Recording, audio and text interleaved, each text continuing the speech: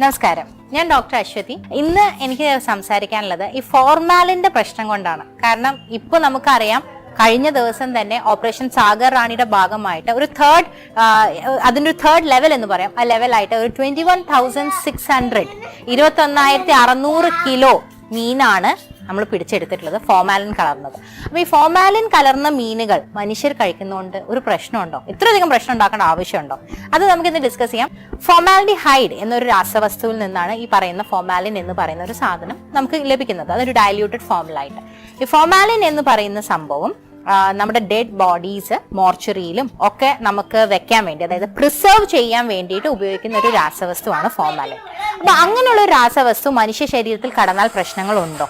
ഇപ്പൊ നമ്മൾ പറയുകയാണെങ്കിൽ നമ്മൾ ബ്രീത്ത് ചെയ്യാണ്, ഫോർമാലിന്റെ ഗ്യാസ് നമ്മൾ സ്ഥിരമായിട്ട് ബ്രീത്ത് ചെയ്യുകയാണെന്നുണ്ടെങ്കിൽ അത് തന്നെ ഡയറക്റ്റ് ആയിട്ട് ഒരു ഇൻഫെക്ഷൻ കൂടി വേണ്ട, അല്ലാതെ തന്നെ ന്യൂമോണിയ കോസ് ചെയ്യാം, ബ്രോങ്കൈറ്റിസ് കോസ് ചെയ്യാം. കഴിക്കുകയാണെങ്കിൽ ചില പോയ്സൺസ് നമ്മൾ വിഴുങ്ങുമ്പോൾ ആ വിഴുങ്ങുന്ന സമയത്ത് തന്നെ സഡൻ ഡെത്ത് കോസ് ചെയ്യാം. ചിലത് സ്ലോ ആയിട്ട് കുറെ നേരം കഴിഞ്ഞാണ് ഡെത്ത് കോസ് ചെയ്യുന്നത്. ആ ഗണത്തിൽപ്പെട്ട ഒരു വസ്തുവാണ് ഈ ഫോർമാലിൻ. ഇപ്പൊ വയറിൽ എത്തിപ്പെടുകയാണെങ്കിൽ ഓക്കാനം, ഛർദി, ഗ്യാസ്ട്രൈറ്റിസ് മുതലായവയാണ് ആദ്യമായിട്ട് നമുക്ക് കാണുന്ന ലക്ഷണങ്ങൾ. അത് കാലക്രമേണ അത് കാരണം ഉണ്ടാകുന്ന ഇൻഫ്ലമേഷൻ കാരണം ലിവറിനെയും പാൻക്രിയാസിനെയും അതുമായിട്ട് ബന്ധപ്പെടുന്ന പെരിട്ടോണിയൽ ഫാറ്റിനെയും എല്ലാത്തിനെയും അതിന് ഇൻഫെക്ഷൻ ആവും. ഇനിയിപ്പോൾ ഇത് അഥവാ ഇൻജെക്ട് ചെയ്ത് മസിൽസിൽ എത്തുകയാണ് എന്നുണ്ടെങ്കിൽ മയോസൈറ്റിസ് എന്നുള്ളൊരു അവസ്ഥയിലേക്കും ഇതെത്താം. ഗുരുതരമായ ഒരു അവസ്ഥ എന്ന് പറയുകയാണെങ്കിൽ കാലങ്ങളോളം ഉപയോഗിക്കുന്ന ഒരാൾക്ക് പോയ്സണസ്, അതായത് ക്യാൻസർ ഉണ്ടാവാൻ വരെ ചാൻസ് ഉണ്ട് ഈ ഫോർമാലിൻ കാരണം. അപ്പൊ നമുക്ക് എങ്ങനെയാണ് ഒരു സാധാരണ മീനാണോ, ഫോർമാലിൻ കടന്ന മീനാണോ, നല്ല മീൻ അല്ലാത്ത മീനാണോ എന്ന് മനസ്സിലാവുക? ഇത് പൊതുവെ ചോദിക്കാനുള്ള ഒരു ചോദ്യമാണ്. ഒരു ജനറൽ ഒപ്പീനിയൻ എന്നുള്ള രീതിയിൽ നമുക്കൊരു മീൻ കിട്ടിക്കഴിഞ്ഞാൽ അതിന്റെ കണ്ണുകൾ നോക്കിക്കഴിഞ്ഞാൽ കുറച്ച് സങ്കണായിട്ട് ഉള്ളിലോട്ട് കലർന്ന് ഒരു നീല നിറമുള്ള കണ്ണാണ് എന്നുണ്ടെങ്കിൽ അത് ഫ്രഷ് മീനല്ല. പിന്നെ നമുക്കറിയാം ചെതുമ്പലുകൾ ഇങ്ങനെ പൊടിഞ്ഞു പോരാറില്ല.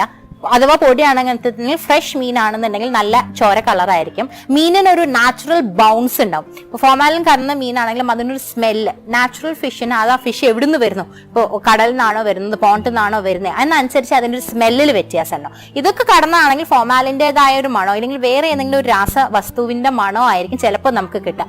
തിളപ്പിക്കുമ്പോഴും ഇപ്പൊ നമ്മൾ കറി വെക്കുകയാണെങ്കിലും നമുക്ക് വരുന്ന മണവും നമ്മൾ കുടിക്കുന്ന ആ വെള്ളത്തിലുള്ള ചൊയയിലുള്ള വ്യത്യാസവും കാരണം തന്നെ നമുക്ക് ഇത് ആ മീനല്ല മനസ്സിലാവും. കണ്ണിൽ ഫോർമാലിന്റെ രാസവസ്തു ആണെന്ന് വെച്ചാൽ കണ്ണിന്റെ കാഴ്ച വരെ നഷ്ടപ്പെടാം, കണ്ണ് നീറുക, പുകയുക, ഇനീഷ്യലി ആ വക ബുദ്ധിമുട്ടുകൾ തുടങ്ങാം. അത് കഴിഞ്ഞിട്ട് ഒരുപാട് പ്രശ്നങ്ങളിലേക്ക് എത്തിക്കാം. പിന്നെ തിളപ്പിച്ചാലും അത് മുഴുവനായി വിട്ടുമാറുന്നതല്ല.